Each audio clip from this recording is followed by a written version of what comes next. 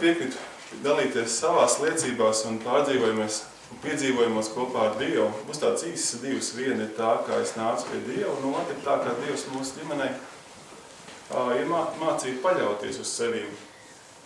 Un kā viņš atrisina tās lietas, ja mēs paļaujamies, kā viņš risina tās. Tad pirmā liecība es pats nāk no Sabeles, netālu no Talsiem. Dzirdams ir, jā. Tādā veidā. Un es esmu dzimtu ģimenē, kurā par Dievu nerunā. Dieva esamības uzzināju vairāk no savas vecās mātes, kad es ik pa laikam vasarās man atļāva vecāki pie viņas palikt un dzīvot. Protams, kad atkal rudenī bija jāiet skolā, atkal atgriežos atpakaļ ģimenē. Tur gan bija šīs lielā redzama jau, tad bija redzama šī lielā starpība, kad vecāki saka, kad atkal vecā māte sabojājas puiku un kā viss ir slikti atkal, ko viņš tur runā un tā. Mana mamma, vecākiem gribēja pastāstīt, mana mamma kādreiz bija draudzē, bijusi arī tāpatās kā Antās draudzē, bet tad jaunībā ir aizgājis no draudzes, bet tēvs gan pat Dievu neatzina un par to tā ir mācīja savus bērnus. Viņš pats bija cītīgi aizrāvies ar šīm marksismu tā laikā slavenajām un ļeņismu sociālā ideālismu teorijām. Viņš daudz lasīja tās un arī konspektēja, un tāpatās arī tev man lasīja daudz ko. Tā. Un tad ir atceros, kad jau 5. 6. klasē diezgan daudz, ko biju lasījis no tā. Un vienu no spilgtākajiem darbiem es atceros vēl kā šobrīd, ir šīs Rotterdamas Erasmus un viņas dažādiem muļķības slavinājumi, kas tā laikā likās loģisks un interesants īstenībā. Tad pēc 8. klases notikās viens liels pavērsiens, un tur no Murjāņu sporta ģimnāzijas braukāja apkārt pa Talsu rajonu treneru vietējām un uzaicināja man arī uz tādām pārbaudas nometni. Tad šos pārbaudījumus izturēju, un no 9. klases sāku mācīties Jūrmalā, Jūrmalas sporta ģimnāzijā. Par to stāstu, tāpēc, ka tajā brīdī tas bija kā liels tāds piedzīvojums un pārdzīvojums arī no ģimenes projām viens pats. 2 dienā treniņi, pa 2 stundām, tāpatās arī sestdienās, un arī katru sestdienu bija sacensības, tā kā tas bija slodzi, bija pamatīgi. No vienas puses labi. Bet savukārt atkal, lai šo slodzi kādā veidā mazināt un šo spriedzi mazināt, tad mēs arī parasti sestdienās braucam mājās, vakarā pēc treniņiem, un tad atgriezāmies svētdien jau tā kā uz jauno nedēļu, viss arī skola bija tukša svētdien, un atgriezāmies tur, un tad, protams, atgriežoties no vecākiem mājās, tad bija tāds svētdienas vakar, bija tādi īpaši tik pavadīt šīs nakts. Gan dažādām dzeršanām, tā laikā parādījās arī visādas citādas arī nopietnākas lietas, arī tabletes un tādas lietas, un tad mēs arī parasti šos vakarus pavadījām, bija internātā dzīvoja. Internāts ir viena māja bija zēniem māja, un otra bija meitenēm, kas ir bijis Murjāņos zina to lietu. Tāpatās arī pat Murjāņos notiek. Un tad tie vakari tikai pavadīti tādi no pāriešanas no vienas mājas uz otru, dažādi alpīnismu elementi, koki, taisnas sienas, jo meitenes dzīvoja 2. stāvā, un mēs arī 2. stāvā. Tā kā tikt lejā tur un atkal tikt augšā, tas bija pārbaudījums labs. Tur bija dažādi arī piedzīvojumi. Tas ir tā. Un tad, protams, atpakaļ ceļš tika mēros tikai nākamajā rītā uz brokastīm, jo otrā tā plūsma nebija iespējama. Pēc tā, kas tur tika darīts, lietots. Tā kā būtībā arī šeit nekāda nebija vieta Dievam, jo ikdienas tās slodzi un viss arī šie sevis pārvēršana ikdienas treniņos, viņi mācīja paļauties uz sevīm. Un par Dievu pamazām, un tad pamazām arī vasarās man uzaicināja mammas māsa Visma. Aicināja uz tādiem jauniešu nometnēm, bija tāds diezgan kādu laiku atpakaļ slavens, un tur jaunieši piedalījās. Un tur tika runāts par Dievu, un man tās likās diezgan grūti saprotams lietas, īpaši spilgti atceros arī brāļa Andreja Jāriņa svētdienu. Jūs jau labi pazīst viņu arī. Jo tur svētdienā bija runāts par to, ka mēs savā spēkā neko paši nevaram, bet vienīgi paļaujamies uz Dievu. Un tas man atstāja tādu ļoti grūti saprotamu lietu, jo kā var būt, kad es varēju vēl pieņemt negatīvu iespēju arī vispār par brāļiem draudzē, kā var būt tā, ka cilvēks ir spēcīgs vīrietis, viņš paļaujās uz kādu citu, bet ne uz sevīm. Jo es biju viegli saprast to, ka es daru un Dievs man palīdz, bet ne otrādāk. Tas likās nesaprotam tajā brīdī. Tajā brīdī tad arī pamazām un nometnē iepazinos savu šī brīža, CEO, cienīto. Amen. Šī brīža nedomāju tādā iztermiņā, es domāju ilgtermiņā. Amen. Un tā kā, un arī dažādi bija daudz arī jautājumi par Dievu pamazām parādījās, tā kā es gribēju visu šo stāstīt tā, ka man iepazīšanās ar Dievu nebija nekāda tāda pēkšņa Dieva pieņemšana, tāds bums.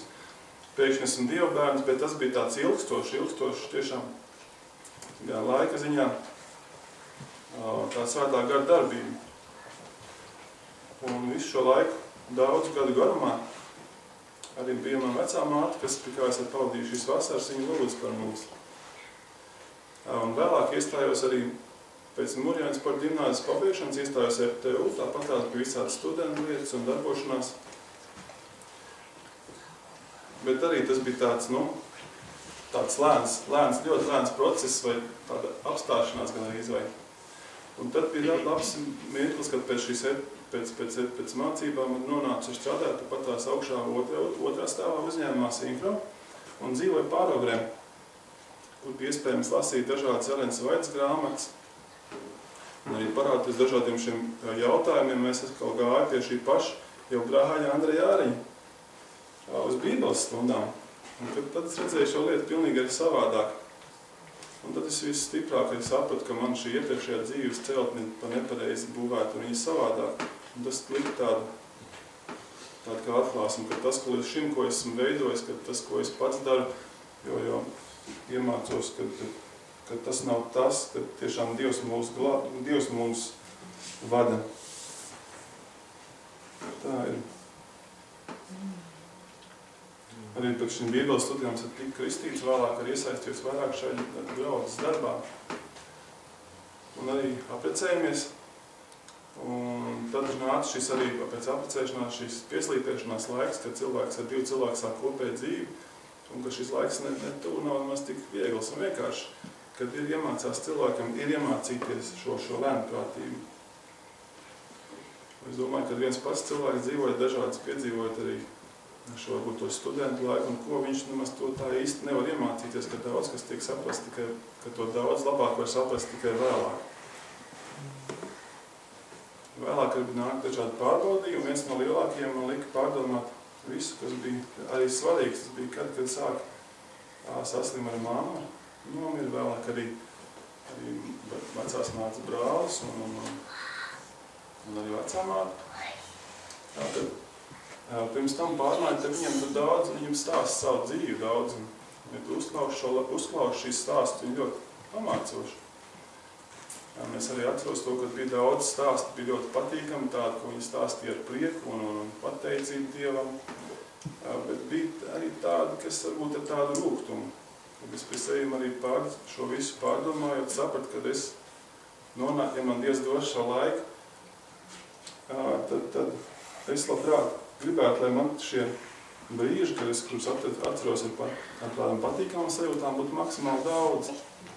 Ka šo laiku, kas man dodas tērēt tiešām lietām, kas ir svarīgas, bet mazāk tādas, kas nav tik svarīgas. Jo viņi arī uzdev šo jautājumu, bet kur ir palicis šis laiks? Es pats jūtos tikai kāds 25 gadus vecs, bet man pasē, bet dzimšanas laiks arī ir kaut 75 un vairāk. Tā. Šis laiks ir tāds ļoti svarīga lieta.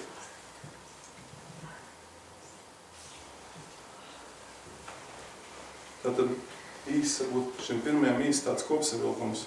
Pirmkārt, ļoti liela nozīme ir lūkšanām par saviem mīļiem cilvēkiem, jo vecā māte mums lūdz 20 gadus.